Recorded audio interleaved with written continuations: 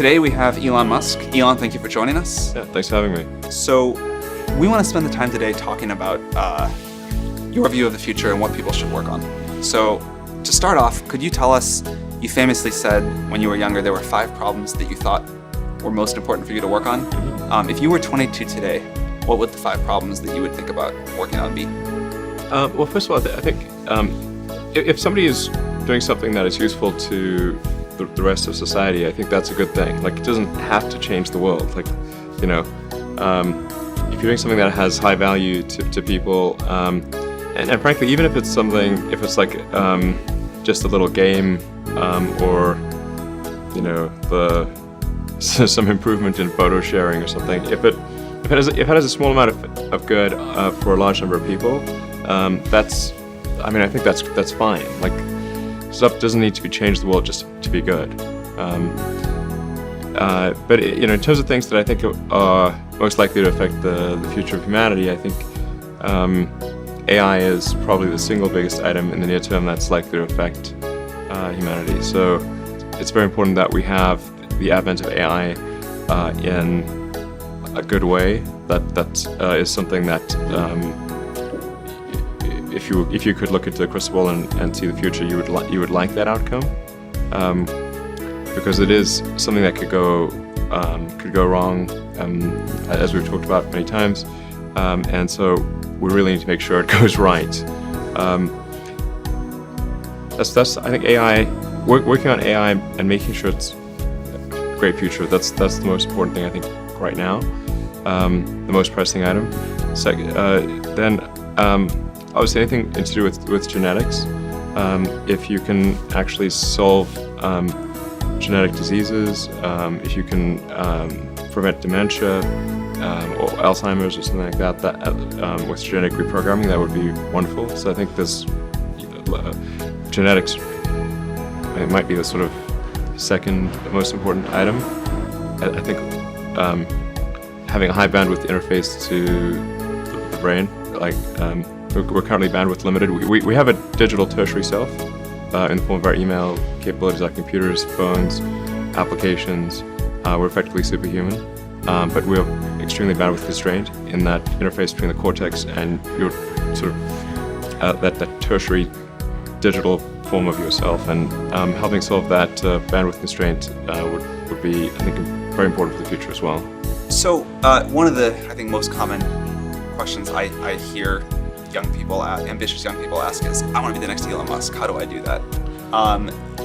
Obviously, the next Elon Musk will work on very different things than you did. But what have you done, or what did you do when you were younger that you think sort of set you up to have a big impact?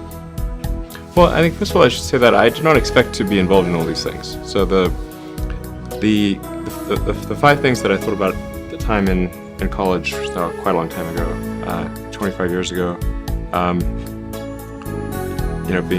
Making life multiplanetary, accelerating the transition to sustainable energy, the internet, broadly speaking, and then genetics and AI. I think I didn't expect to be involved in all of those things. I actually, at the time in college, I sort of thought helping with electrification of cars was how I would start out, and that's actually what I worked on as an intern, was advanced ultracapacitors to see if they would be a breakthrough relative to batteries for energy storage in cars.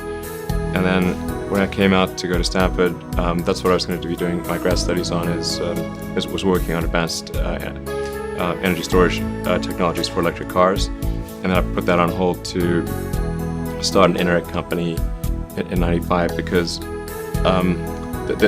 there does seem to be like a time for particular technologies when they're at a steep point in the inflection curve, and I didn't want to, do a PhD at Stanford and watch it all happen, and I wasn't entirely certain that the technology I'd be working on would actually succeed. Like you can get a doctorate on many things that ultimately do not have a practical bearing on the world, and I wanted to. I really was just trying to be useful. That's the optimization. It's like, what can I do that would actually be useful? Do you think people that want to be useful today should get PhDs? Mostly not. So what is the best way to Some be useful? yes, but mostly not. How should someone figure out how they can be most useful? Whatever this thing is that you're trying to create, what would be the utility delta compared to the current state of the art times how many people it would affect?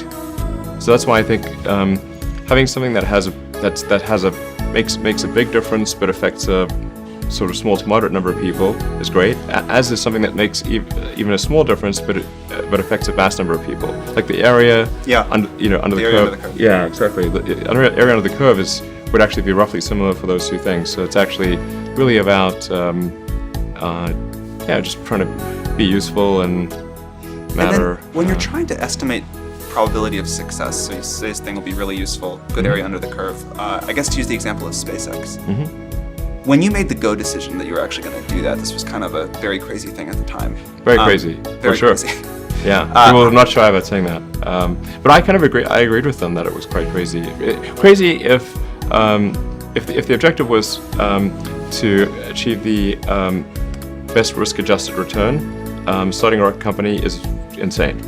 But that was not my objective. I'd simply come to the conclusion that if something didn't happen to improve rocket technology, we would be stuck on Earth forever.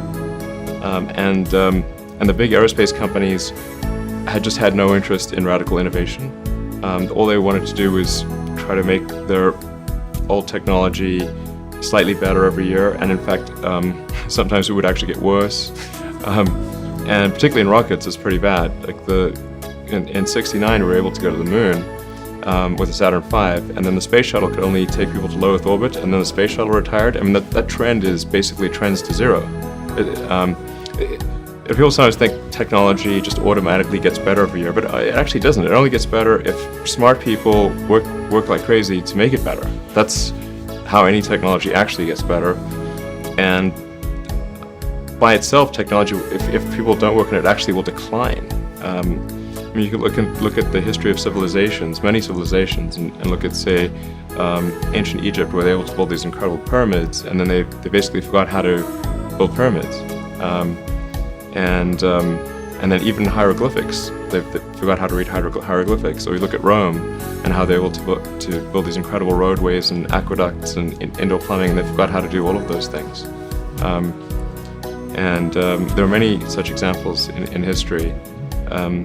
So I think should always bear in mind that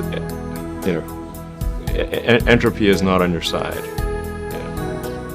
One thing I really like about you is you are unusually fearless and willing to go in the face of other people telling you something is crazy. And I know a lot of pretty crazy people, you still stand out.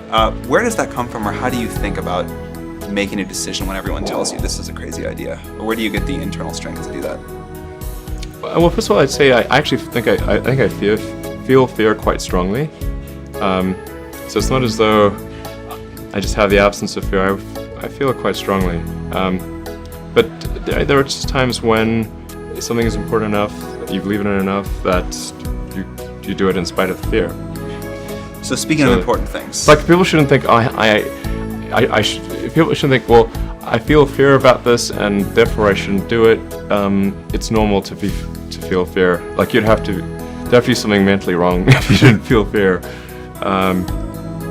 So you just feel it and let the importance of it drive you to do it anyway. Yeah, actually, something that can be helpful is fatalism, to some degree. If you just accept the probabilities, then that diminishes fear. When starting SpaceX, I thought the odds of success were less than 10%, and I just accepted that actually probably I would just lose everything. But that maybe would make some progress if we could just move the ball forward. Even if we died, maybe some other company could pick up the baton and keep moving it forward, so that would still do some good. Same with Tesla. I thought the odds of a car company succeeding were extremely low. What do you think the odds of the Mars colony are at this point today? Well, oddly enough, I actually think they're pretty good. So like, when can I go? Okay. At this point, I am certain there is a way. I'm certain that success is one of the possible outcomes for establishing a self-sustaining Mars colony, in fact, a growing Mars colony. I'm certain that that is possible, whereas until maybe a few years ago, I was not sure that success was even one of the possible outcomes.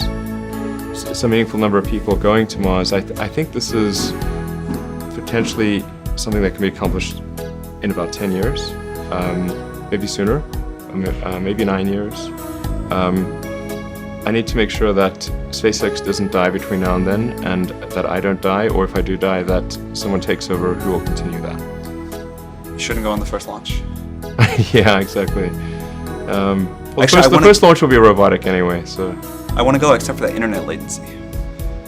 Yeah, the internet latency would be pretty significant.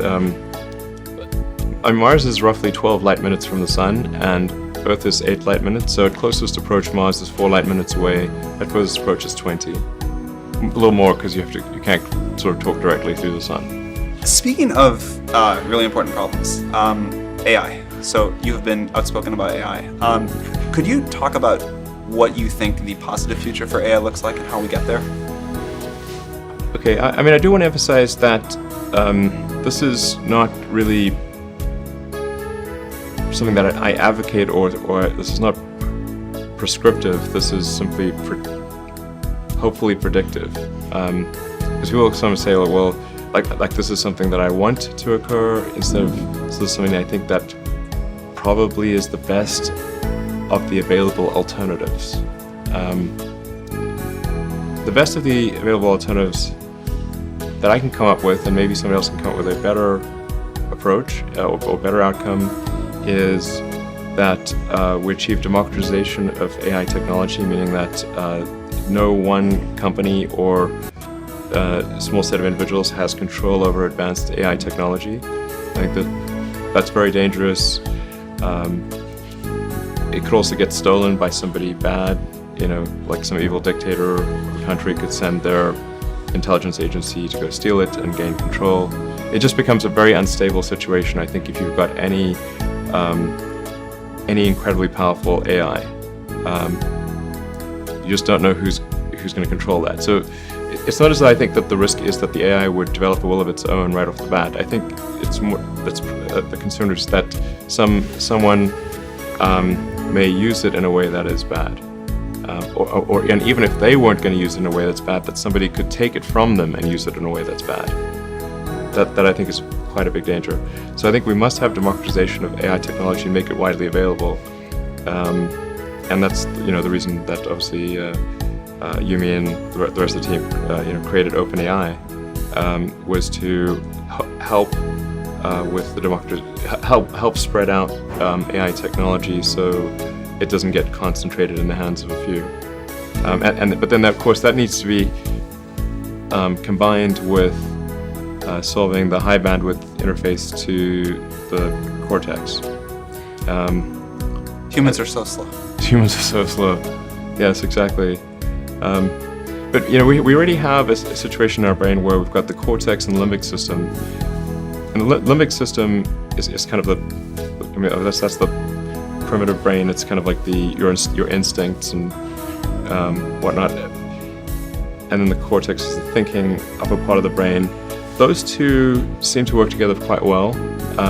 Occasionally your cortex and limbic system may disagree, but it generally works pretty well. Generally works pretty well, and it's like rare to find someone who, I've not found someone who wishes to either get rid of their cortex or get rid of their limbic system. Very true. Yeah, that's unusual. So I think if we can effectively merge with AI by improving that the neural link between your cortex and your digital extension of yourself, which already, like I said, already exists, just has a bandwidth issue, and then effectively you become an AI human symbiote, and if that then is widespread with anyone who wants it can have it, then we solve the control problem as well. We don't have to worry about some sort of evil dictator AI, because kind of we are the AI collectively. That seems like the best outcome I can think of. So you've seen other companies in their early days that start small and get really successful. Hope I know we're asking this on camera, but how do you think OpenAI is going as a 6-month-old company? I think it's going pretty well. I think we've got a really talented group at OpenAI, and Seems like. yeah, really talented team, and they're working hard. OpenAI is structured as say a 501c3 nonprofit, but many nonprofits do not have a sense of urgency. It's fine; they don't have to have a sense of urgency, but OpenAI does. Because I think people really believe in the mission. I think it's important, and it's about minimizing the risk of existential harm in the future. And so I think it's going well. I'm pretty impressed with what people are doing and the talent level.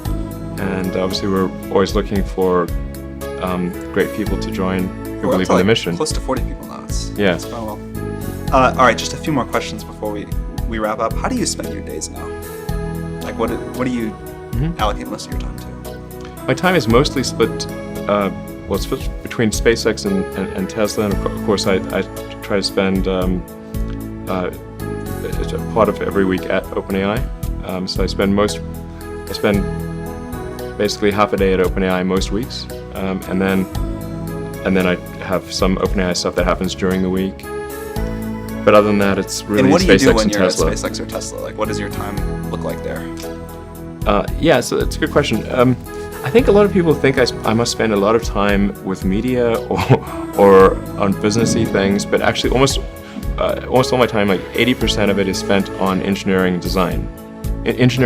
So it's developing next generation product. That's 80% of it. You probably don't remember this. A very long time ago, many years, you took me on a tour of SpaceX, and the most impressive thing was that you knew every detail of the rocket and every piece of engineering that went into it. And I don't think many people get that about you. Yeah, I think a lot of people think I'm kind of a business person or something, which is fine. Like, business is fine, but but really, it's it's like at SpaceX. Gwynne Shotwell is Chief Operating Officer. She kind of manages legal, finance, sales, and kind of general business activity. And then my time is almost entirely with the engineering team, working on improving the Falcon 9 and the Dragon spacecraft, and developing the Mars colonial architecture. And then at Tesla, it's working on the Model 3 and some in the design studio, typically half a day a week. Dealing with aesthetics and the look and feel things, and then most of the rest of the week is just going through engineering of the car itself, as well as engineering of the factory. Because the biggest epiphany I've had this year is that what really matters is the machine that builds the machine, the factory, and that is at least 2 orders of magnitude harder than the vehicle itself. It's amazing to watch the robots go here and these cars just happen. Yeah, now this actually has a relatively low level of automation compared to what the Gigafactory will have and what Model 3 will have. What's the speed on the line of these cars? Actually, the average speed of the line is incredibly slow. It's probably about, including both X and S, it's maybe 5 centimeters per second. And what can you get to? This is very slow. Or what would you like to get to? I'm confident we can get to at least 1 meter per second, so a 20-fold increase. That would be very fast. Yeah. At least. I mean, I think 1 meter per second, just to put that in perspective, is a slow walk, or like a medium speed walk. A fast walk could be 1.5 meters per second. And then the fastest humans can run over 10 meters per second. So if we're only doing 0.05 meters per second, that's very slow current speed. And at 1 meter per second, you can still walk faster than the production line.